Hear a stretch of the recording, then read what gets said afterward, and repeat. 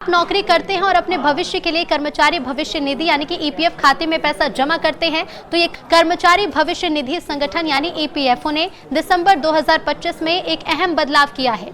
इससे लाखों कर्मचारियों के परिवारों को बड़ी राहत मिली है।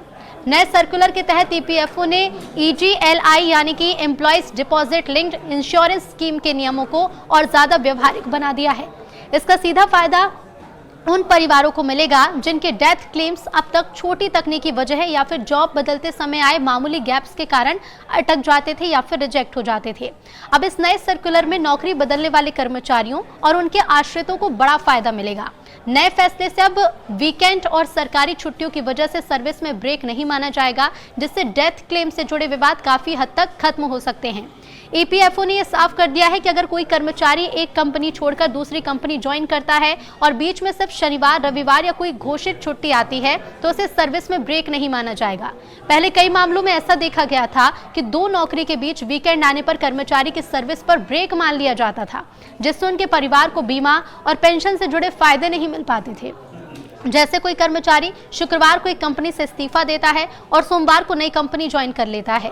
कुल मिलाकर उसने 12 महीने से ज्यादा सर्विस होती है, लेकिन बीच का वीकेंड ब्रेक मान लिया जाता था। नतीजा ये कि परिवार को ईजीएलआई का फायदा नहीं मिलता था। अब नए नियम क्या है वो भी जान लीजिए। तो दो नौकरियों के बीच आने वाले शनिवार, रविवार या तय साप्ताहिक छुट्टी को ब्रेक नहीं माना जाएगा। राष्ट्रीय छुट्टियां, गजटेड छुट्टियां, राज्य छुट्टियां और रिस्ट्रिक्टेड छुट्टियां भी नजरअंदाज की जाएंगी। ये तब लागू होगा जब पुरानी कंपनी छोड़ने और नई ज्वाइन करने के बीच ये छुट्टियां ही हों।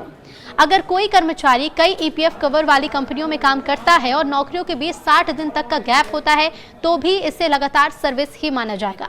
यानी छोटे और मजबूरी वाले ब्रेक अब परिवार को इंश्योरेंस फायदे से वंचित नहीं करेंगे।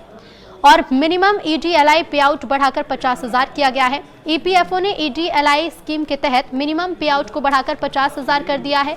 ये रकम नॉमिनी को तब तक मिलेगी जब कर्मचारी ने 12 महीने की कंटिन्यूअस सर्विस पूरी ना की हो। इतना ही नहीं, अगर मेंबर का एवरेज पीएफ बैलेंस 50,000 से कम है तब भी मिनिमम 50,000 का भुगतान किया जा सकेगा। ये फैसला कम सैलरी वाले और नए कर्मचारियों के परिवारों के लिए बड़ी राहत माना जा रहा है। नए सर्कुलर के मुताबिक अगर कर्मचारी की मौत लास्ट पीएफ कंट्रीब्यूशन की तारीख से 6 महीने के भीतर होती है और वो अभी भी एम्प्लॉयर की रोल्स पर है तो भी मिनिमम ईजीएलआई बेनिफिट लागू होगा। पहले ऐसे मामलों में भी क्लेम्स को लेकर काफी कंफ्यूजन और देरी होती थी। अगर सदस्य एक्स सर्विसमैन था और उसकी मौत हो जाती है तो मिलिट्री पेंशन के अलावा ईपीएफओ के तहत फैमिली पेंशन भी दे होती है। ये पेंशन सीसीएस यानी कि 1972 के रूल 54 के तहत मिलती है। ये नियम 27 जुलाई 2001 से लागू है। सवाल ये भी उठता है कि मौत के बाद पेंशन पाने के लिए कितनी सर्विस जरूरी है। तो ईपीएफओ के नियमों के मुताबिक अगर सदस्य की मौत हो जाती है तो सिर्फ 1 महीने का पेंशन फंड योगदान होने पर भी फैमिली पेंशन और बच्चों की पेंशन देने का प्रावधान है।